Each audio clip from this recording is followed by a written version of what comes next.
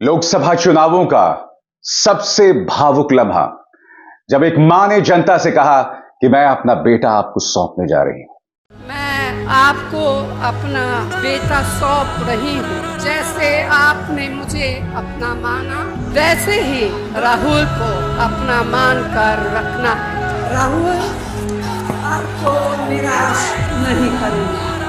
मेरा सब कुछ आपका दिया हुआ है। मेरा आंचल जीवन भर आपके आशीर्वाद और प्रेम से भरा रहा। और जब सोनिया गांधी ने दावा किया दोस्तों, तो उस वक्त उनके साथ राहुल और प्रियंका दोनों मंच पर खड़े हुए थे और राहुल भी इस मौके पर पूरी तरह से इमोशनल हो गए थे दोस्तों। मगर यकीनन अब तक के जो लोकसभा चुनाव हुए हैं जिसमें लगातार जहर उगला गया है, वो शायद इस पूरे लोकसभा चुनाव का सबसे खूबसूरत लम्हा था, जब एक मां जनता से कह रही कि मैं अपने बेटे को तुम्हारे हवाले कर रही हूं, इसका ख्याल रखना। मैं आपको बतलाना चाहता हूं कि राहुल गांधी ने इस इमोशनल लम्हे पर क्या कहा आपकी स्क्रीन पर। यह पल मेरे लिए बहुत ही भावुक कर देने वाला था। मां ने रायबरेली की 100 वर्षों की सेवा की परंपरा का ध्वज आज मुझे भरोसे के साथ सौंप दिया। मैं गर्व के साथ यह जिम्मेदारी स्वीकार करता हूं और वादा करता हूं कि मां के कहे एक एक शब्द का मान रखूंगा। आइए सुनते हैं 1.5 मिनट में सोनिया गांधी ने किस तरह से वो भावात्मक अपील की, और भीड़ में एक भी ऐसी आंख नहीं थी दोस्तों जो नम नहीं हुई। और इस वीडियो को देखकर यकीन मानिए दोस्तों, आपका गला जो है वो रुआंसा सा हो जाता है। सुनिए एक मां किस तरह से अपील कर रही है जनता से। मैं आपको अपना बेटा सौंप रही हूँ।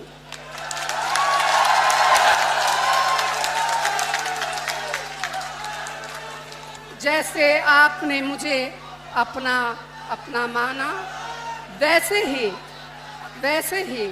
राहुल को अपना मान कर रखना है। ये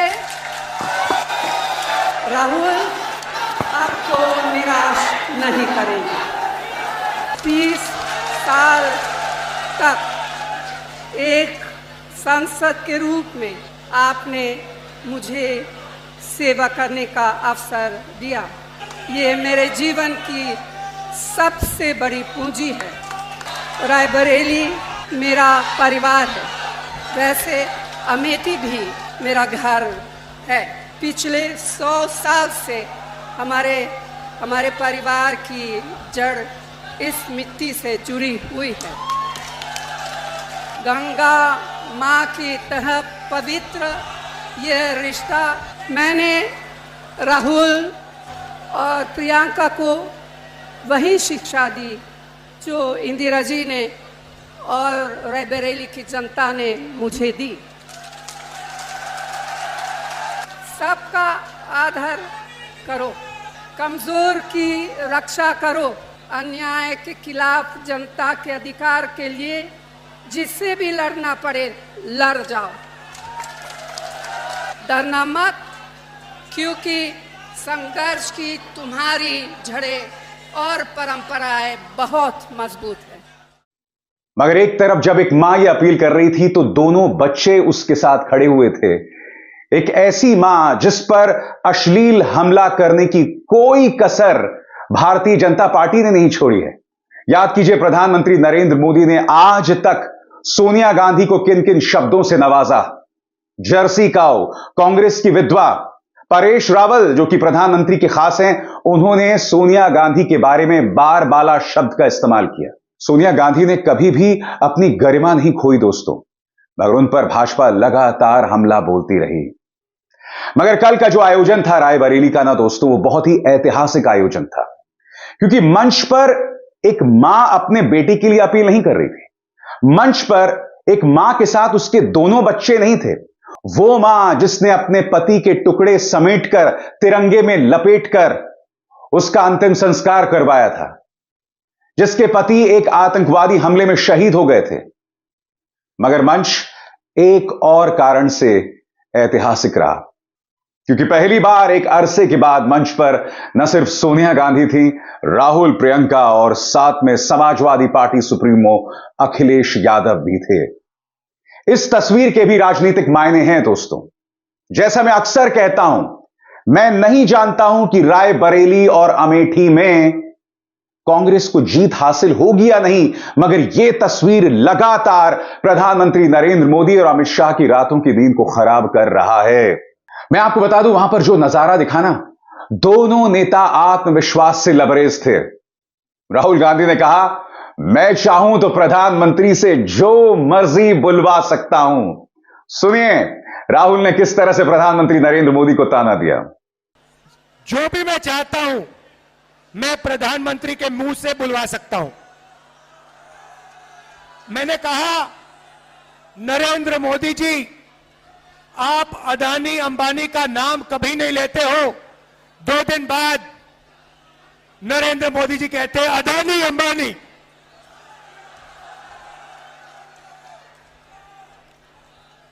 फिर मैंने कहा कि हम बैंक अकाउंट में टकाटक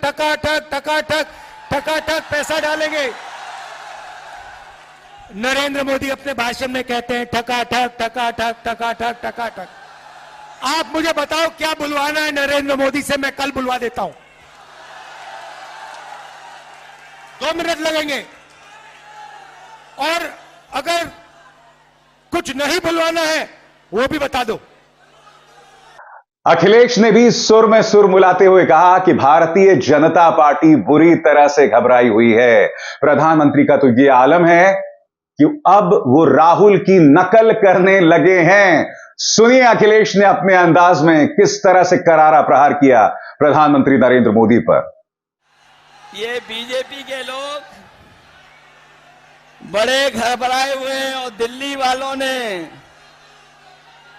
जब से सुना है कि इंडिया गठबंधन गरीबों के लिए फैसले ले रहा है, ये दिल्ली वालों ने जब से सुना है, दिल्ली वालों ने जब से सुना कि गरीबों के लिए फैसले होने जा रहे हैं, तब से वो आपके प्रत्याशी के खटाखट की नकल करने लगे हैं। वो कह रहे हैं कि हम लोग विदेश चले जाएंगे, लेकिन हमारे देश की जनता जागरूक है। वो जानती है कि उन्होंने कुछ साल पहले ही अपने खासम खास लोगों को एक के बाद एक विदेश भेजने का काम किया था। बताओ, उनके जो मित्रगण थे या साथी थे, एक के बाद एक खटाखट विदेश भाग गए कि नहीं भाग गए? अखिलेश ने कहा कि प्रधानमंत्री नरेंद्र मोदी अक्सर हर जगह से अपना रिश्ता जोड़ लेते हैं, मगर आज जिस तरह से सोनिया गांधी ने अपने बेटे के लिए अपील की, यह बात स्पष्ट हो जाती है कि राहुल गांधी का वाकई रायबरेली से एक इमोशनल, एक भावात्मक रिश्ता है और उसे नजरअंदाज नहीं किया जा सकता। अखिलेश यादव। हम लोग अक्सर भाषणों में सुनते हैं, हर जगह पर देश के एक नेता हैं जो हर जगह पर अपना झूठा रिश्ता निकाल लेते हैं। एक देश के नेता हैं, बहुत बड़े नेता, जहां जाते हैं वहां पर अपना एक झूठा रिश्ता निकाल लेते हैं। वो भी देखने और सुनने कि राहुल गांधी जी का सच्चा रिश्ता रायबरेली से है।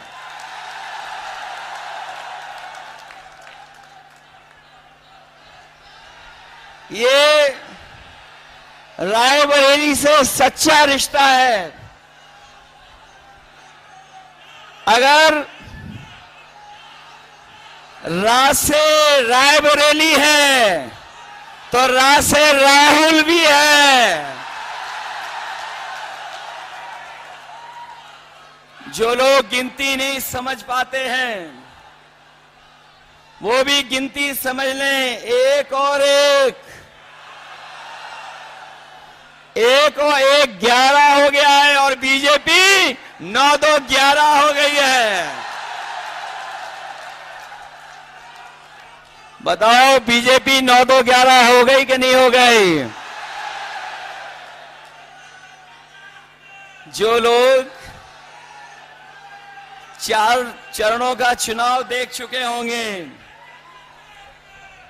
वो जानते होंगे कि अब भारतीय जनता पार्टी 4 चरणों में चारों खाने चित हो गई है। अखिलेश पूरी तरह से आश्वस्त दिखाई दिए। उन्होंने कहा कि राहुल रिकॉर्ड मतों से जीतने जा रहे हैं। जहां से मैं चल करके आया हूं लगातार मुझे सड़कों पर जन सैलाब दिखाई दे रहा है जो अभी मैदान में नहीं पहुंच पाया है। इस मैदान में जहां पंडाल है, पंडाल के बीच मुझे लोग दिखाई दे रहे हैं। दाईं तरफ जहां कहीं छाया नहीं है, अपना गमछा सर पे रख करके, और दूर बाईं तरफ ये जो जन सैलाब दिखाई दे रहा है, ये आज फैसला कर रहा है कि राहुल गांधी जी न केवल जीतेंगे बल्कि देश की रिकॉर्ड जीतों में ये रायबरेली शामिल होने जा रहा है। और ये जन सैलाब बता रहा है, ये जन सैलाब ने रायबरेली की राय तय कर दी है। रायबरेली की यही राय है, भाजपा यहां से जाए। और जैसे मैंने बताया दोस्तों, मंच पर 3 नेता थे, राहुल, अखिलेश, प्रियंका गांधी वाड्रा। और आप जानते हैं, बतौर कम्युनिकेटर प्रियंका गांधी वाड्रा लगातार जनता में एक खास मुकाम बना रही हैं। जिस तरह से वो जनता से संवाद कर रही हैं, जनता उन्हें सुनना चाहती है। चाहे सहारनपुर हो, अमेठी हो, महाराष्ट्र हो या कहीं पर भी प्रियंका जहां जाती है, लोगों में उत्सुकता है उन्हें देखने और सुनने की। और एक बार फिर उन्होंने ऐलान किया कि इस तानाशाह को हटाना है। लड़ाई इस तानाशाह की सोच से है। सुनिए। मैं सिर्फ इतना कहूंगी कि 10 सालों से इस देश का आम आदमी, इस देश का गरीब, इस देश का किसान प्रताड़ित है। इस देश की पुकार थी, किसानों की पुकार थी कि हमारी आवाज सुनिए। मजदूरों की पुकार थी कि हमें राहत दीजिए। महिलाओं की पुकार थी कि हमारे साथ अत्याचार हो रहा है, हमें सुरक्षा दीजिए। इस देश की जन जन की पुकार थी कि आपकी सुनवाई हो, लेकिन नरेंद्र मोदी जी की सरकार में आपकी कोई सुनवाई नहीं हुई।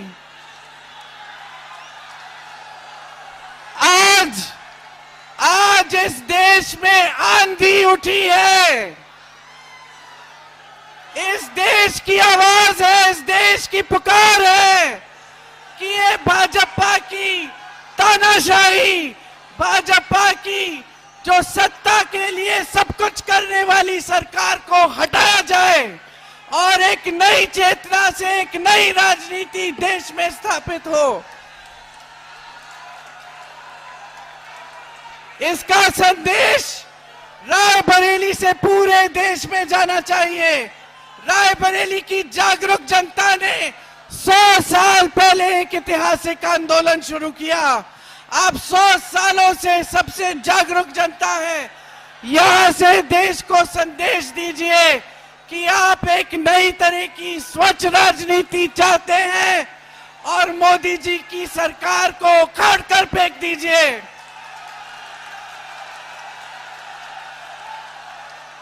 एक बार मेरे साथ जोर से कहिए, 5 लाख 5 लाख पार है, 5 लाख पार है। जय हिंद। राहुल जानते हैं कि लड़ाई बहुत मुश्किल है, इसीलिए चुनाव के बीचों बीच दोस्तों उन्होंने एक बड़ा ऐलान किया जो वो पिछले कुछ अरसे से कर रहे हैं। उन्होंने कहा कि मोदी सरकार देश के 80 करोड़ गरीबों को 5 किलो मुफ्त राशन देती है, कांग्रेस 10 किलो मुफ्त राशन देगी। सुनिए राहुल क्या कह रहे हैं। हम योजना लाए थे, सोनिया जी लाई थी, भोजन के अधिकार की रोज योजना। मनरेगा के बाद हम भोजन का अधिकार की योजना लाए थे और हर गरीब व्यक्तियों को हमने भोजन देने का काम शुरू किया। उस काम को नरेंद्र मोदी करना नहीं चाहते थे, मगर क्योंकि हम योजना लाए उन्होंने उस योजना को चलाया। मगर अब मैं हिंदुस्तान के गरीबों से कह रहा हूं, आज आपको 5 किलो मिलता है, हम आपको 10 किलो राशन और दाल देंगे। दाल और तेल राशन कार्ड होल्डर्स को देंगे। दोस्तों अगर आर्थिक निगाह से देखा जाए तो यकीनन इसका बोझ खजाने पर पड़ेगा अगर कांग्रेस चुनकर आ जाती है। मगर आप भी जानते हैं कि राजनीतिक दलों का एक ही मकसद होता है, चुनाव जीतना। अब यहां पर दो बड़ी बातें हैं। सबसे बड़ी बात, क्या कांग्रेस चुनाव जीतेगी और अपना यह बड़ा वादा पूरा करेगी? और दूसरी बड़ी बात, अगर वो जीत जाती है और वाकई देश की 80 करोड़ जनता को 10 किलो अनाज दिया जाता है तो इसका देश की अर्थव्यवस्था पर क्या असर पड़ेगा? इन सवालों का जवाब भी राहुल को देना पड़ेगा। मगर राहुल वहीं तक सीमित नहीं रहते हैं। वो कहते हैं कि किस तरह से देश के युवा के साथ नाइंसाफी की गई है। नौकरी के नाम पर अग्निवीर का तमाशा जनता और युवा के चेहरे पर मारा गया है। हम जैसी सत्ता में आएंगे अग्निवीर को खत्म कर देंगे। और राहुल की इस अपील का खासा असर युवाओं पर दिखाई दे रहा है। दोस्तों सुनते हैं। अग्निवीर के 2 शब्द कह देता हूं। युवाओं से सरकारी कंपनियां प्राइवेटाइज करके नरेंद्र मोदी ने रोजगार छीना। नोटबंदी करके, गलत जीएसटी लागू करके रोजगार छीना। मगर सबसे दुख की बात यह है कि अग्निवीर योजना लागू करके नरेंद्र मोदी ने हिंदुस्तान के युवाओं का अपमान किया है। 5 बजे उठकर हिंदुस्तान के देशभक्त 3 बजे उठकर हिंदुस्तान के देशभक्त 10-15 किलोमीटर दौड़ते थे। नरेंद्र मोदी ने उन सब से कहा कि 2 तरीके के शहीद होंगे। एक गरीब घर का बेटा जिसे शहीद का दर्जा नहीं मिलेगा, जिसे पेंशन नहीं मिलेगी, जिसे कैंटीन नहीं मिलेगी, उसे अग्निवीर कहा जाएगा। और दूसरा अमीर घर का बेटा जो अग्निवीर नहीं होगा, जिसको सारी की सारी सुविधाएं मिलेंगी, पेंशन मिलेगी, शहीद का दर्जा मिलेगा, कैंटीन मिलेगी। यह नरेंद्र मोदी की योजना है। यह देशभक्ति की योजना नहीं है। यह देश को कमजोर करने की योजना है। और इसीलिए इस योजना को 4 जून जैसे ही हमारी सरकार आएगी, इस योजना को हम कूड़ेदान में फेंक देंगे हमेशा के लिए।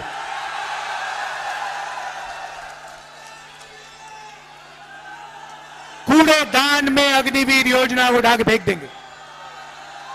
शहीद होंगे तो एक तरीके के शहीद होंगे। जवान होगा तो पेंशन मिलेगा, जवान होगा तो कैंटीन मिलेगी, जवान होगा तो परिवार की रक्षा होगी। हम ऐसे जवान नहीं चाहते जिनकी रक्षा नहीं होगी, जिनको पेंशन नहीं मिलेगी, जिनको शहीद का दर्जा नहीं मिलेगा। सबके दिल में देशभक्ति की भावना है, उस भावना की रक्षा करना है। अग्निवीर योजना उस भावना का अपमान करता है। हम इसको एक्सेप्ट कभी नहीं करेंगे। अग्निवीर योजना को खत्म कर देंगे। राहुल कहते हैं कि युवाओं के लिए सबसे जो अहम मुद्दा है वो रोजगार है। देश की जनता के सामने सबसे अहम मुद्दा है बेरोजगारी, महंगाई, भागीदारी। लेकिन अगर आप मीडिया से पूछेंगे तो आपका ध्यान भटकाती है शादियों के जरिए, अनर्गल प्रलापों के जरिए। और किस तरह से मीडिया पर राहुल गांधी हमला बोलते हैं, सुनते हैं। मगर भाई, ये जो मीडिया के मित्र हैं, हमारे मित्र नहीं है, अखिलेश जी और मेरे नहीं है। ये नरेंद्र मोदी जी के और अदानी के मित्र हैं, अंबानी के मित्र हैं। आपने देखा होगा, अगर आप किसी भी व्यक्ति से पूछो कि हिंदुस्तान में क्या मुद्दे हैं, वो आपको बोलेगा बेरोजगारी, महंगाई, भागीदारी। मगर अगर आप मीडिया से पूछो हिंदुस्तान में कौन से मुद्दे हैं, तो कहेंगे देखो देखो अंबानी जी की शादी हो रही है, देखो देखो नरेंद्र मोदी ने क्या बोला, कोविड के समय बोला थाली बजाओ, देखो देखो क्या कमाल की बात बोली।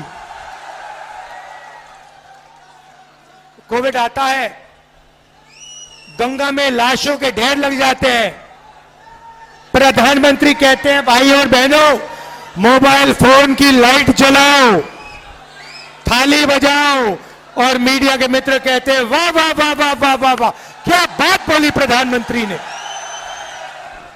क्या बात बोली। राहुल बार बार कह रहे हैं दोस्तों कि मोदी हारने वाले हैं, हारने वाले हैं।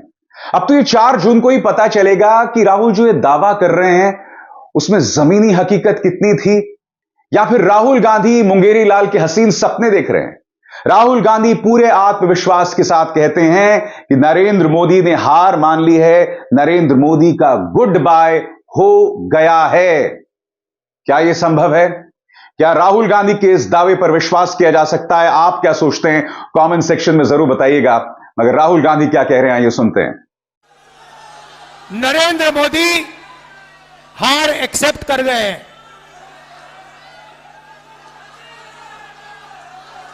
जैसे जैसे कहते हैं ना गुड बाय, बस हो गई गुड बाय नरेंद्र मोदी जी की। मैं आपको लिख के दे रहा हूं, 4 जून नरेंद्र मोदी हिंदुस्तान के प्रधानमंत्री नहीं रहेंगे। और इसका भाई और बहनों कारण है, ये ऐसे ही नहीं हुआ। नरेंद्र मोदी जी ने हिंदुस्तान के गरीब लोगों का अपमान किया है। 22 लोगों का 16 लाख करोड़ रुपया उन्होंने कर्जा माफ किया। भाई और बहनों, 24 साल का मनरेगा का पैसा नरेंद्र मोदी ने 22 लोगों को दिया। यूपीए की सरकार थी, हमने हिंदुस्तान के सब किसानों का कर्जा माफ किया था। अगर आप उतना ही पैसा 24 बार किसानों का कर्जा माफ करो, उतना पैसा नरेंद्र मोदी ने 22 लोगों को दिया। किसानों का अपमान किया, काले कानून लाए, मजदूरों को कोविड के समय घर पैदल भेजा। हजारों किलोमीटर मजदूर पैदल चल रहे थे, और नरेंद्र मोदी कहते हैं भाई और बहनों थाली बजाओ, थाली बजाओ, थाली बजाओ। इसीलिए 4 जून नरेंद्र मोदी प्रधानमंत्री नहीं होंगे। इंडिया की सरकार आएगी, और वो सरकार आपकी सरकार होगी, किसानों की, मजदूरों की, छोटे व्यापारियों की, युवाओं की सरकार होगी।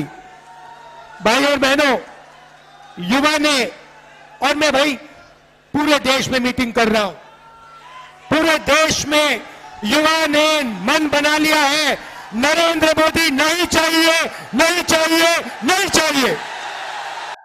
एक ही मंच पर अखिलेश भी थे। अखिलेश ने अपने चिर परिचित व्यंग्य का इस्तेमाल किया और कहा कि जो देश की जनता से कहते थे कि ना खाऊंगा ना खाने दूंगा, वो अब सब डकार गए। जो लोग देश को सपना दिखा रहे थे बड़ा बनाने का, बताओ कर्जे में डुबा दिया देश को कि नहीं डुबा दिया? और अब ये जनता कह रही है इनसे, अब जनता इनसे कह रही है कि अब आपको हटा देंगे, फटाफट फटाफट फटाफट। बताओ इन्हें हटा दोगे कि नहीं हटा दोगे? और जो कहते थे कि ना खाएंगे ना खाने देंगे, याद है कि नहीं याद है? जो कहते थे कि ना खाएंगे ना खाने देंगे, बताओ वो सब डकार गए कि नहीं डकार गए? डकार गए। वो कह रहे हैं गटागट गटागट गटागट। बताओ खाने के बाद, इलेक्ट्रॉल बॉन्ड के बाद तो इन्होंने डकार भी नहीं ली। इसलिए ये चुनाव हमारे आपके भविष्य का तो है ही है। ये हमारे आपके भविष्य का चुनाव तो है ही है। इसके साथ साथ ये हमारे आने वाली पीढ़ी के भविष्य का भी चुनाव है। राहुल गांधी कुछ बहुत बड़े बड़े दावे भी कर रहे हैं दोस्तों। जैसे मैंने बताया, 80 करोड़ जनता को 5 किलो की बजाय 10 किलो राशन का दावा राहुल गांधी कर रहे हैं। और इसके अलावा ये भी कह रहे हैं कि इंडिया की सरकार बनते ही 4 जुलाई को लाखों परिवारों के बैंक अकाउंट में 8,500 रुपए पहुंच जाएंगे। नरेंद्र मोदी ने 22 अरबपति बनाए हैं, हम करोड़ों लखपति बनाएंगे। सुनिए वो क्या कह रहे हैं। हर महीने आप जगोगे, रायबरेली के लोग जगेंगे, किसान, मजदूर, मनरेगा करने वाले, आशा, आंगनवाड़ी में जो महिलाएं काम करती हैं, ये सब उठेंगे। 4 जून इंडिया की सरकार बनेगी और 4 जुलाई 9 बजे सुबह लाखों परिवारों के बैंक अकाउंट में 8,500 रुपए कटाक से अंदर जाएगा। एक बार नहीं, जुलाई, अगस्त, सितंबर, अक्टूबर, नवंबर, दिसंबर चलता जाएगा। टका टक टका टक टका टक टका टक टका टक। भाई और बहनों, करोड़ों लाखपति बनाने हैं, करोड़ों लाखपति बनाने हैं। रायबरेली में, उत्तर प्रदेश में, हिंदुस्तान में इन्होंने 22 अरबपति बनाए। मैं आपको बता रहा हूं, हम करोड़ों लाखपति बनाएंगे। हर साल लाखों रुपए बैंक अकाउंट में। इसीलिए नरेंद्र मोदी घबराए हुए हैं। दोस्तों, मैं पहले ही कह चुका हूं, राहुल ये जो तमाम दावे कर रहे हैं, एक बहुत बड़ा सवाल उसके लागू होने पर है, उसके इंप्लीमेंट होने पर है। वो मुद्दा अपनी तरफ है, मगर इसके पीछे की राजनीति को समझिए। राहुल गांधी बहुत ही चतुराई से अरबपतियों और देश के गरीब की बात कर रहे हैं। राहुल गांधी लगातार कह रहे हैं कि प्रधानमंत्री के कार्यकाल में अडानी जो हैं वो लगातार अमीर होते गए, देश के अंदर अरबपति तो बढ़ते गए, मगर गरीब की हालत बद से बदतर हो गई। इस कदर बदतर हो गई कि उस गरीब को आपको 5 किलो मुफ्त राशन देना पड़ रहा है। तो राहुल गांधी की सोच के पीछे एक राजनीति भी है, जहां वो बहुत ही चतुराई से अमीर बनाम गरीब की बात करते हैं। और इसका असर जनता पर कितना पड़ रहा है, ये तो हमें 4 जून को ही देखना पड़ेगा, क्योंकि हम ये नहीं भूल सकते कि गरीब की बात करते हुए राहुल गांधी उससे पहले जातीय जनगणना की बात कर रहे थे। अब अगर आप इन दोनों चीजों को मिलाइए, जातीय जनगणना और देश के गरीब को न्याय पहुंचाना, उसका अधिकार पहुंचाना, इन दोनों के खासे मायने हैं। और राहुल गांधी इसके जरिए लगातार चुनाव लड़ रहे हैं। और दूसरी तरफ प्रधानमंत्री नरेंद्र मोदी, अमित शाह, योगी आदित्यनाथ, उनके भाषणों में आप सिर्फ और सिर्फ जहरीली बातें देखेंगे। और न सिर्फ जहरीली बातें, प्रधानमंत्री अपनी ही बातों से पलट रहे हैं। एक दिन कहते हैं कि मैं हिंदू मुस्लिम नहीं करता, और अगर मैं हिंदू मुस्लिम करूं तो मैं राजनीति से संन्यास ले लूंगा, और फिर अगले ही दिन हिंदू मुस्लिम करना शुरू कर देते हैं। उनकी भाषा का स्तर लगातार गिर रहा है।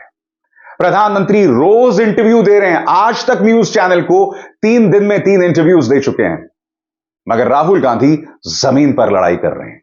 राहुल गांधी को मीडिया नहीं दिखा रहा है दोस्तों। राहुल गांधी का मजाक बनाया जा रहा है। राहुल गांधी के खिलाफ बाकायदा एक टूल किट चलता है।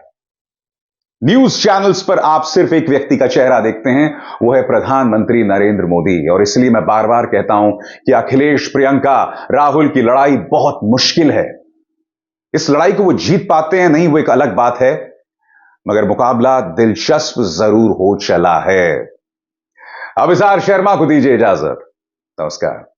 स्वतंत्र और आजाद पत्रकारिता का समर्थन कीजिए, सच में मेरा साथी बनिए। बहुत आसान है दोस्तों, इस ज्वाइन बटन को दबाइए और आपके सामने आएंगे ये 3 विकल्प। इनमें से एक चुनिए और सच के इस सफर में मेरा साथी बनिए।